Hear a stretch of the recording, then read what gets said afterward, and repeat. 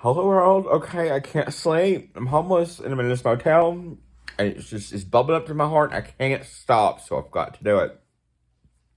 At the end of this video, I'm gonna tell you, or the next part of it, I'm gonna share with you the a very special secret of something I did, and it's about taking my mother to the moon. But before we get into that, I've got to talk about maybe my dreams a little bit. So what I want to tell you is there is closure. I mean, as much as there's going to be. He told me one time in August this year, let it go night, and I have let him left him on. But it took him 3 years to tell me that. Met him on September 11th, 2020. The day I quit the job, I came out to Denver for him.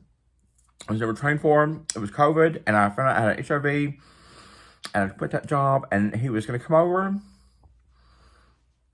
I told him not to come over, and he got there, and he was like, what was it so important you could have me over for him? And he believed me that one day I did not believe myself, and he's the most good-looking thing I've ever seen, inside and out.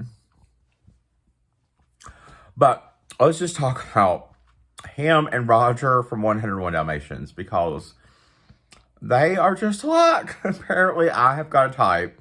Because if we look at Stevie, my first love, he's about the age man of my dreams is now. I've said his name one time, I ain't gonna say it again. But in Facebook in general. In 20 years Facebook. But he looks like Roger from 101 Dalmatians. He does. Long bony legs. And I don't know if he plays piano, but they've got those same expressions.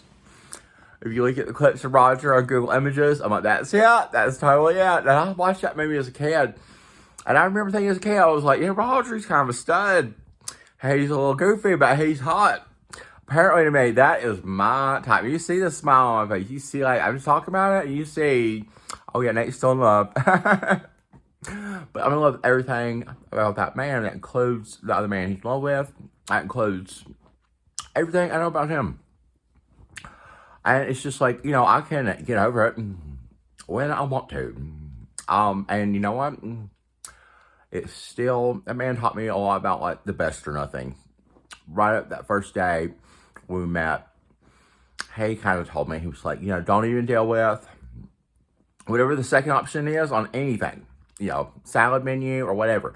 Just, it's only the best, Nate. Only the best. And, that's the way he lives. And, I just love that. But he looks a lot like Roger. When I see Roger, I see him. So that's why he is on Facebook as Roger from 101 Dalmatians. He gets his dimples, and I don't know if he plays piano.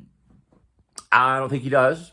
But, we ever end up get together, we might learn. He might do the Elton John part and hold me closer. And I'll do the Britney Spears part and go, oh, babe. But,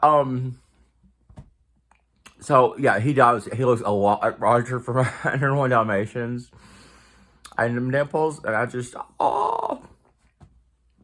never forget that. There was a time, and Joe Chambers is my witness. He's from West Virginia. He's a truck driver, and he actually met the both of us. He's the only person in West Virginia that I've met in Colorado, really. And, that I knew out there.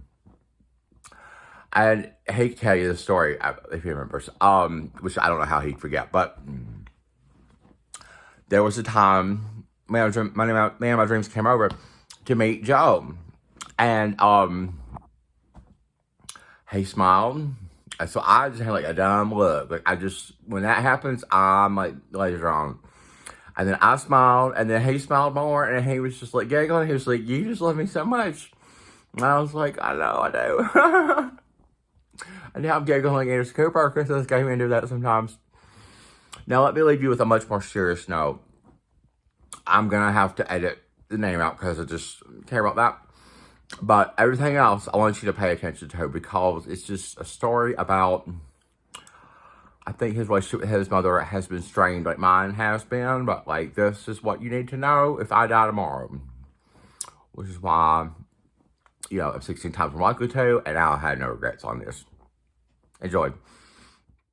That is how this dynamic of like, well, it's where you make your peace all the time. But if I could live my best life, I can imagine holding and just saying, do you want to take your mother to the moon? Back. And can we do it in the best way? If I could be in the Oval Office on, like, let's say the Bidens get reelected, and it's like, between the time of when they win this reelection and they're going out at the end of their 8 years, and I could have Michelle and Jill, Melania there. If I can have as many of them as could right there somewhere in my house, I could say, we want to take our village to the moon and back. We come from two of America's best families, version 1.0. He's the rich one and I'm the pauper, and I finally put it that way. Can we go to the moon back in the very best way, but can we do it kind of like how we did it in the old days? Can we go the safest way that we can, but can we make it kind of humble? Can we go on like something with like the memory of a floppy disk when we do our lips, when we can't see anything else, and we're just on the other side of the moon? Can we be there, hold our mothers to come back to America?